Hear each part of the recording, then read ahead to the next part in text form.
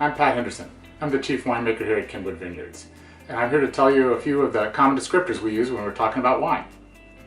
Vintage basically just describes the year that the grapes were picked. Terroir is a French term. A lot of people think it just means the soil, but really it's a holistic term. It has everything to do with the environment of that little spot on earth that the vine resides in.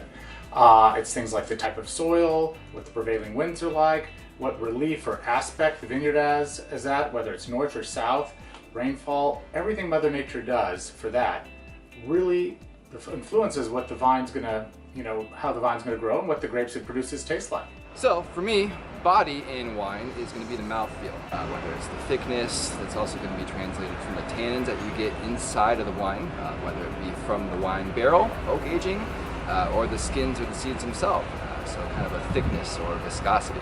When people talk about a wine being dry, what they're referring to is the tannin, which is the chemical in the wine that gives it a kind of bitter taste and a more dry mouthfeel. So sweetness in a wine, it's really boils down to the residual sugars. Right, balance is a term we use to describe the flavor of a wine, where you're looking at all the different aspects of that flavor, tartness, stringency, bitterness, sweetness, how they interact with each other and whether they kind of come to a harmonious middle or where one of them's a little too strong. Acidity, it's basically just sour and tart in the wine. One common myth is that the legs are a good indicator of the quality of a wine, but I'm really going to tell you about the sugar to alcohol content in a wine. What temperature do you serve a wine at?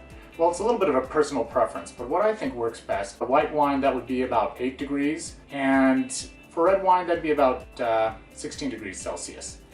So fermentation is basically the process of yeast turning sugar into alcohol and CO2.